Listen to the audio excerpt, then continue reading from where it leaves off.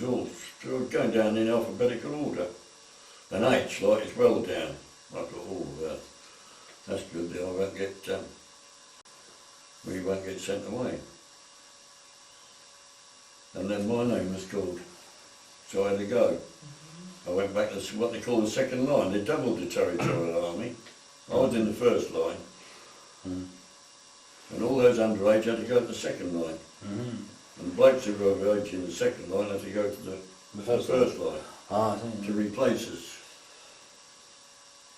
And my mate who joined up with me, Peter Dean, he joined the Navy in the meantime. As a regular. And he hadn't had his calling up papers from the Navy, but he'd had them from the Army. So he got called up for the Army and he was already in the Navy. But he didn't want to go anyway. So he went and told them that he was waiting for his papers to come through from the Navy. And they said, you're about the only bloke that's in the Army and Navy at the same time. So where did he end up?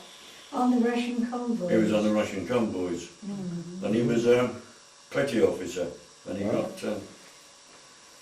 was in the stores on a big aircraft carrier. And he used to lob the rum out. So he used to drink the old rum and water it down a bit. And he got ETs. Yeah. Well, that was because of the work they were doing. Russian going to Murmansk. Convoys, yes. Yeah, they go to Russian convoys. Yeah. Did he survive the war though? Eh? Did he survive the war? Yeah. Ah. Yeah. And he had a girlfriend. She had a wonky eye.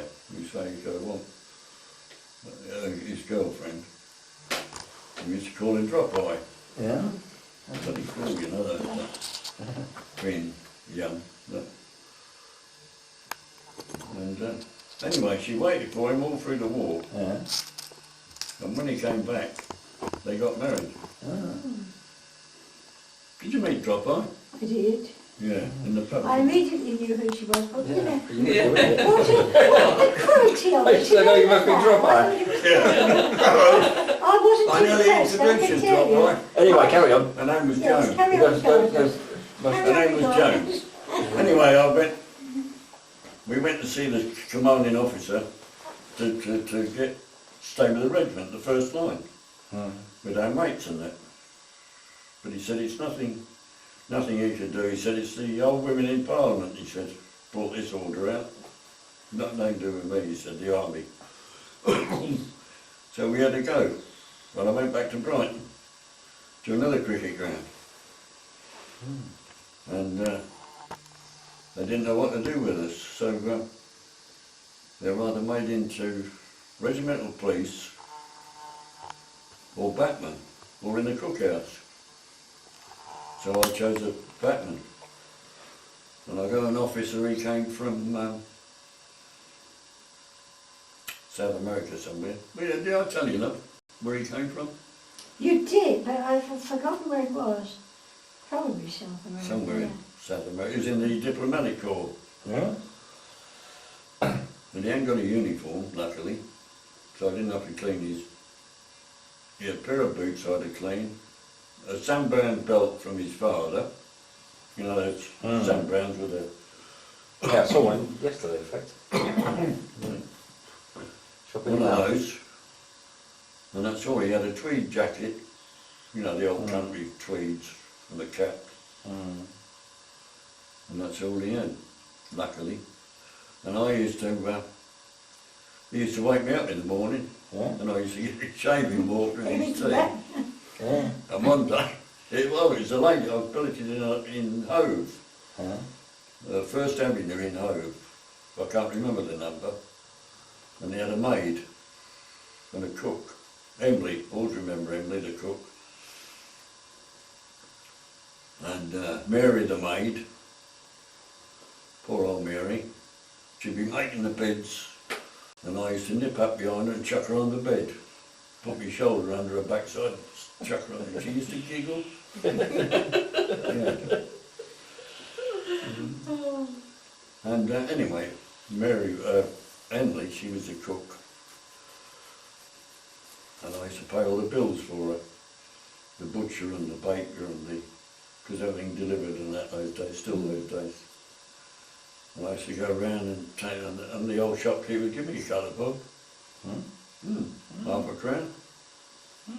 Then I'd stroll down to Marks and Spencer's, have a cup of coffee in there. I used to give the girl, I knew the girl, give the girl half a crown, she'd give me change for, give me a 2 shilling piece change and a sixpence. Oh, yeah. Out the till. Yeah. And so I got that for nothing. And he said, the officer said, do you know, I can't think of his name. Oh, it was a lady's house, Lady Surtees. My husband was a big wig in India. He had one of these big stars on his chest, to see a picture of him painting. And Lady Surtees. And she used to say, she used to call me Frank, she used to say, send down to Emily, send Frank up, I'd like to see him. And she'd say, she'd be sitting up in bed, and everything was velvet. She had one of these 4-poster beds, and she had net stuff down, all velvet, all lilac coloured. Yeah. And she used to say, help yourself to cigarettes.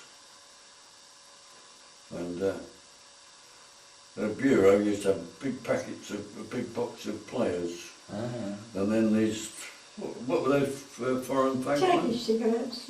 Eh? Turkish cigarettes. Yeah, she used to smoke Turkish and Bulk and Sobrani, I think. Anyway, they had coloured tips on them. Yeah. And they cost, you bought them by the, she had packets of them, she had a big long box of them, of the terrific long cigarette. She wouldn't give you one of them. Help yourself to players.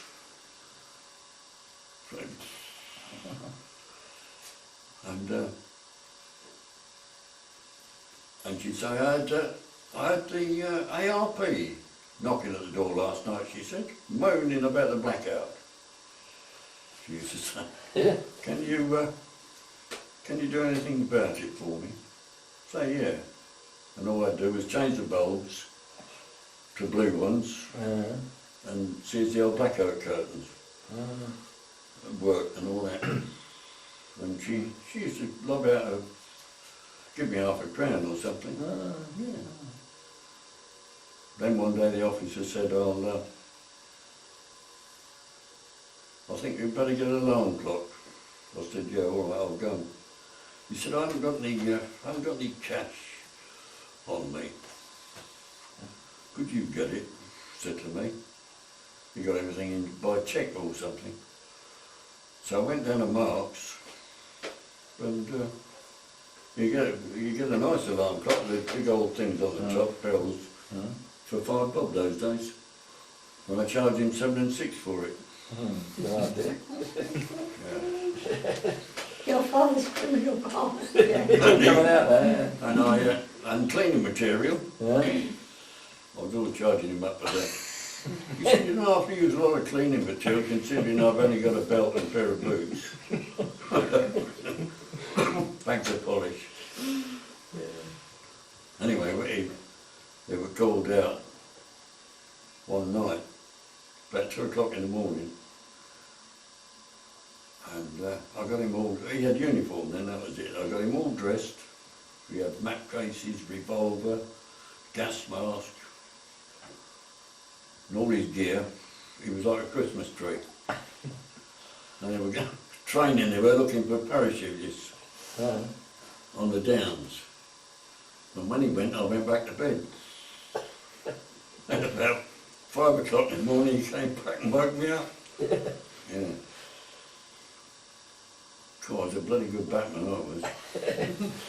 I fell upstairs one day with a tray. Yeah. He said, he didn't have to worry about it. This lovely china. And I said, I'll go and tell Lady Surtees. Oh, you'll have to replace it. And all this he kept on. I said, all right, I'll see Lady Surtees. So I went and saw her. And, oh, don't worry about it, he said. Mm. Yeah, think you were monkeys. Lovely china it was, though. Which, this isn't Hove, is it? Yeah. Mm. She had a daughter, Lady Surtees. Married daughter, I don't know who she was married to. And then he got posted. That regiment I was, that line, they were going abroad. They went to India, Abyssinia, Eritrea. And I still wasn't old enough, so they said.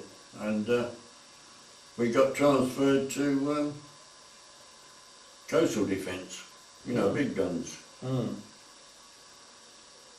And it was on Boxing Day. I was on Christmas leave and I got called back on Boxing Day and had to go back. They send you telegrams. Yeah? Telegram boys those days. Yeah. Send you a telegram. Report back immediately. And I had to go back and there was a crowd of us anyway, not going with the regiment. We got to go to Sheerness, and we marched down to the station with Hove, and it started to snow. Yeah, and that was 1940. Boxing Day. Well, no, 26th of December it would be, wouldn't it? We marched out of the station, and we caught a train. Anyway, we finished up in London. And the sergeant in charge of us, he said, all right, stay there, put all the kit down in a heap. And he said, stay there, and I'll go and find out the next train to Sheerness. And a group came along, MPs they were, with the old red caps. Mm. And a big high-ranking officer came along. And in the meantime, he went past. We didn't take any notice of him. Big crowded station it was, troops and sailors, and we were just sitting there on a kid talking, having a smoke. Didn't take notice of him. When he sent down, and as it happens to say,